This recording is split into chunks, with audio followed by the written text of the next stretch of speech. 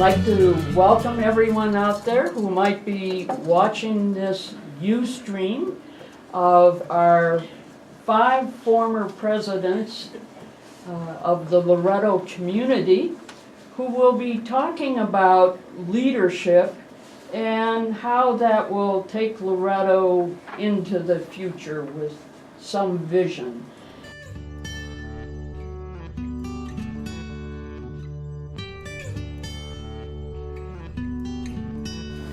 Well, one of the things I thought of is that before I was elected president, Mary Fran Lottis said, I'm going to vote for Maureen because when the going gets tough, Maureen will go swimming.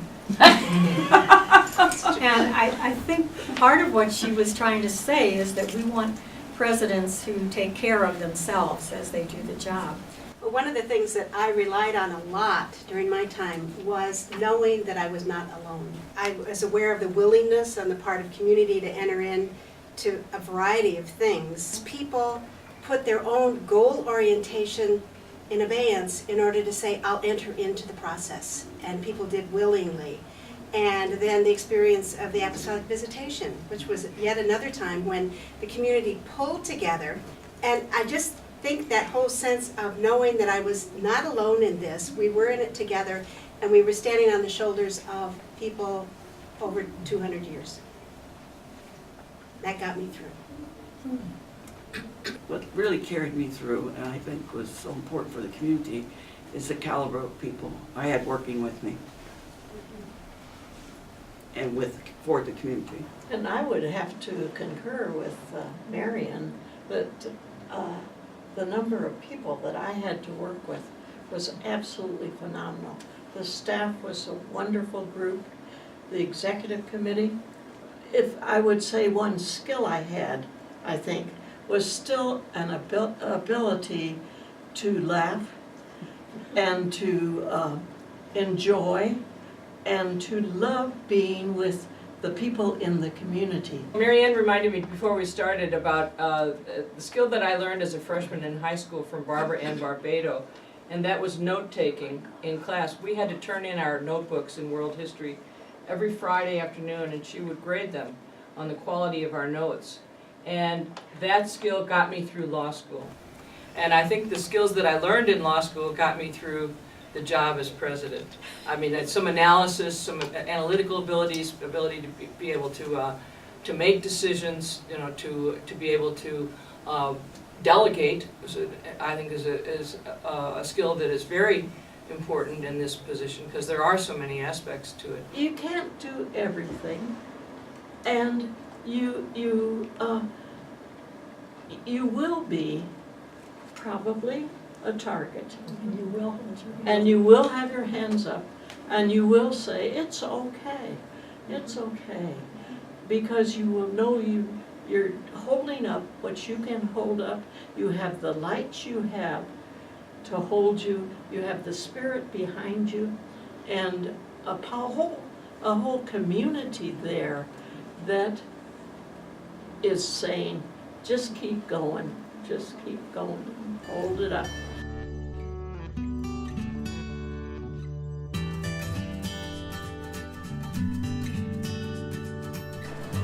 If it's not the most important thing, it's certainly a key thing, is to have absolute confidence and appreciation for the gifts that are just flowing around you in the community, no matter what, you know, what arena that you're addressing. And another thing that we learned from Helen was, you know, trust empowers us. And a gift, I believe, of leadership is to, you know, say to someone, you know, trust yourself. Well, you know, when I think about Loretto leadership, so Keystone came to the Mother House and said, you know, how about that we build a tunnel through your land, you know, for this pipeline. And, you know, they successfully stopped it, not just on our property, but across Kentucky. And I think one of the things that I believe is the key is collaboration. You know, I think that with many ventures. I'm in Denver, I think about you know, the Rocky Flats, or I think about some of the other, you know, the grapes and all of the things. It was like, we weren't alone, yeah. And we may have had some excitement and energy, but and put that out there, but it was everybody coming in. It was collaboration. I was thinking, Mary, as you were speaking, I was part of this retreat we did Labor Day weekend at the Mother House with people under 40, former volunteers and co-members. And a phrase which I had not focused on before is leaderful, which is that whole sense that there is not one focal person. Each of us is encouraged to really be insightful, to be responsible, to be initiating, whatever that might mean. And it just, that whole thing about collaboration, that it really takes the insights, the work of many to move things along. And in a way, we are accountable to one another. The difference about leadership in Loretto, in my mind, is that, you know, with an organization or even a job that you really care about and that you love about, it's still only a part of your life. You know, the difference about Loretto is it's the whole life. And one of the ways in which that's really hard is if I have to fire somebody in my job, I don't run into that person every day after that. You know, I don't have to continue a relationship with that person. But if I have to make a hard decision as a leader, and it has consequences for individuals Within the community. yeah. I still am going to have breakfast with him the next morning and see him in church. It calls for different qualities in terms of ability to maintain the relationship even if there are difficulties. I have been inspired by so many people in Loretto and find that who I am is different from what I would be if I hadn't joined Loretto, and it's because of the influence of all the people here. Mm-hmm.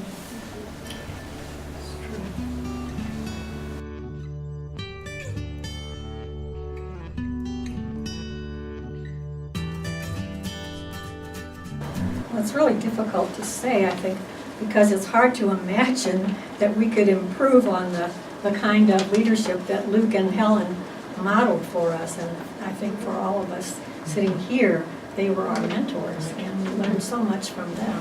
One of the qualities I think about today that's always been there, but it's especially important today, is the whole thing of flexibility. Because, you know, your response, it's not, you can't tell what's going to come in the door the next day. That's a skill, I think, that's called for even more today than perhaps in the past. Well, I was thinking too, from what you said in the previous question, Mary Catherine, I think there's a way that in Loretto, we are so fortunate in that we have a vision that holds us. I Am the Way holds us as a group, you know. And so when I was thinking in terms of leadership today, I think there's a way that even though we are connected, we belong, there are great differences between us and among us. We have among us many opinions, many strong opinions about things. And I think that there's a way that we need to truly engage one another around places where we disagree the most, in order to really move beyond just the opinions and come to a place where we can have a deeper understanding of one another. Because that's what's going to continue to hold us together. And that doesn't happen quickly. It takes a long time. It takes a great deal of love as a motivator in that. It takes a way of realizing that it is much bigger than us. It's not a question of shining or winning. It's a question of being within, you know, the group. I think listening is one of the hardest skills for this community, to learn how to listen to one another. You know, we're so quick with our responses. Like, I think about this when we have assemblies, and you know, people are already planning their rebuttal to an argument or to a, you know, to an issue, and I think I appreciate that really deep listening to one another and trying to get a sense of the other person's perspective. And I think it's I Am the Way that we hold that keeps pulling us back again and again to do that. I would leading forward, I would look at the passion that Maureen had when she was the president. And at that time, Maureen's passion was awakened, well, really probably earlier than that time, to the environment and to nature and how that, what nature is saying to us. And so it was a real passion of Maureen's that led toward the establishment of LEN. I attribute a lot of that to the Leadership Conference of Women Religious, the speakers that we had. We're so lucky to have that organization that is helps all of the leaders of all the communities to think about new things, and then out of that we had speakers at our own assemblies environment that I think helped to move us forward in that. I think an area in which we're a leader at the forefront now is the whole question of aging in a different way. So much of what people are looking for are exactly the things that we call forth from one another, community, spirituality, and some sense of mission.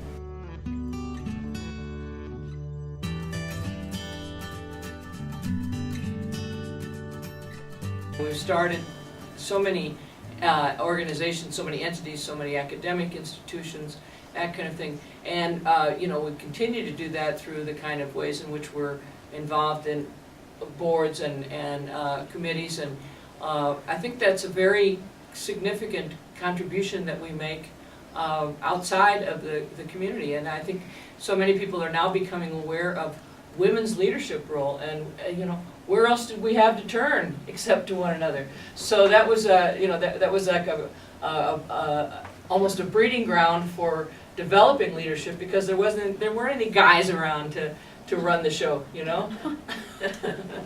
Thank God. Well, I know. I mean, we've had experience with men who within our faith, believe they are the absolute leaders in every realm of life, including women's lives.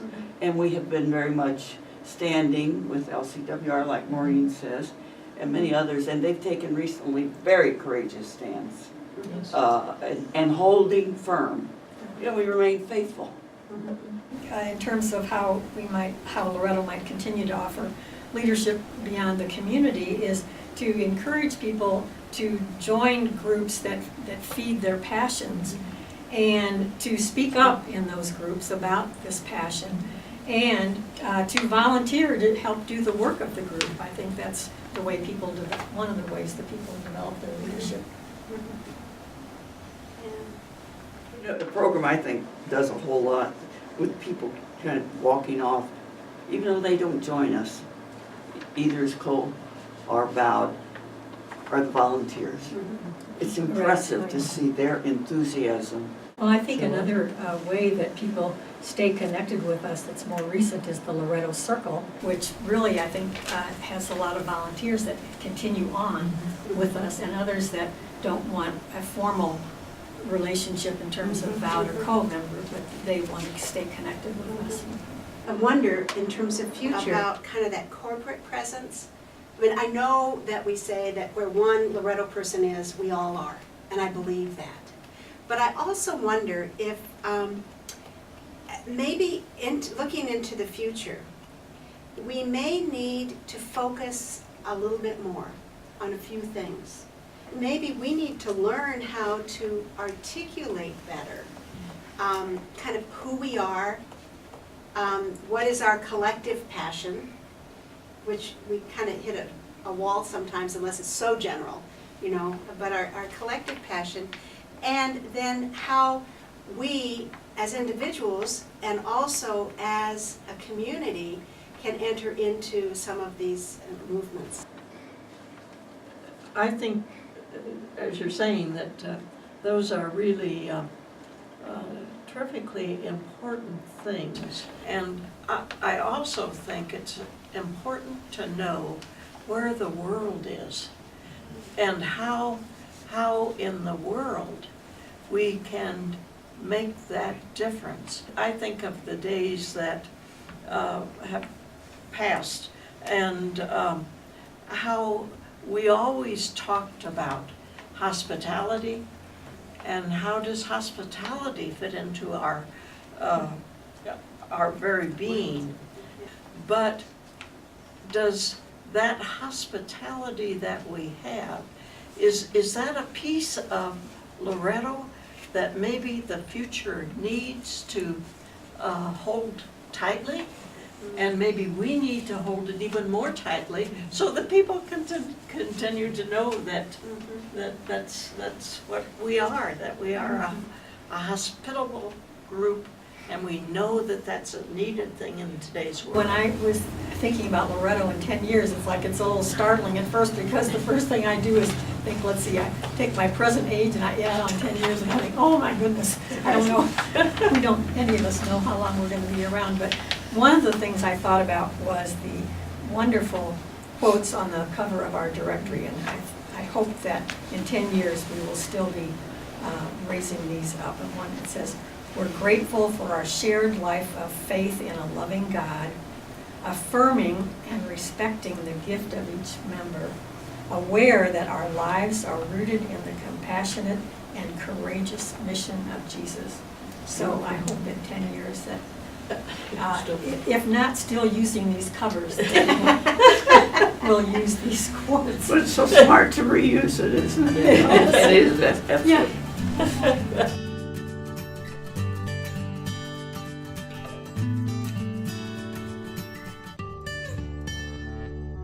How do you train people in leadership? We can do theory, we did, can do some of that, and some of it is engaging and important. And a big part of it is also in the doing. It's in the trying it. Well, one of the things that when I worked in membership, I used to say to people that were exploring membership in Loretto, and as I would encourage them to go to assemblies, I would say, you will learn things about us at assemblies, and this goes for other kinds of gatherings too, that I would never think to tell you. So I just think that was important for them to see for themselves Loretto in operation. People bring with them and the experiences that they bring with them, and we need to explore that a lot more with newer members. I think one of the roles of leaders is the ability to build relationships and ways of encouraging trust in a group. One of the new things in the co-membership process is for having co-members in process to be on a committee for 6 months. That's great. Because it gives you, as in the assembly, you go to assembly, you learn things, be on a committee, you learn things, not so much about the content, but about one another and how all that works. And so I just think that people need to be on committees, for one thing, because there's a way that working with one another, you learn about whatever the issue is, which hopefully you have some passion for. But besides that, you begin to learn better how to work within the community. You begin to understand how other people work. People begin to understand how you work. For newer people coming in, to do that, they begin to see that in themselves, and others begin to see that they are trustworthy. And that to me is what we as a leaderful group, it's up to each one of us to try to build some trust among us, toward the whole. And I've found with the people in process that I've known and worked with, they do bring their leadership skills. They must sense that leadership is a big part of Loretto, so they jump right in, and we just have to move over and make room for them. But I do think that it's important that they delve deeply into the spirit of Loretto and what Loretto is about and what they need to carry forward. The point that I was thinking about with what Marion had said earlier was that whole sense of, you talked about "I'm the way," but it's like that phrase that that those women remain with us as a lasting endowment of hope. And there's something about that phrase that I just think is really the kind of the crux of how we move from the past to the present to the future. That we're standing on those shoulders. We've got all of that has preceded us, you know, we're dealing with the present, but we have something that is gonna be there as that's a wonderful phrase, a lasting endowment of hope. I just at one point wanted to quote our wonderful co-member, Robert Strobridge, and he said, "Your future is in your past." And I would hope that this experience helps people who are thinking, does Loretto have a future? And we think that too, you know. Do we have a future in terms of diminishing memberships? You know, the questions about the centers, will we need to sell them? There are questions that are not happy questions for us at this particular time in our history. But I think that, I just love that idea, and I believe it.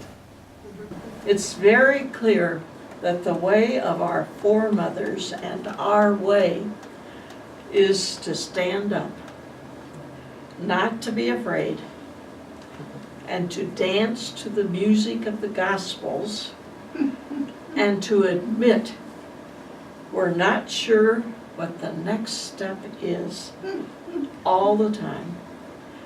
But we go on dancing knowing that we're not alone. And we think we could all say amen to that one. Yes. Oh my Amen. goodness. Well, that is beautiful.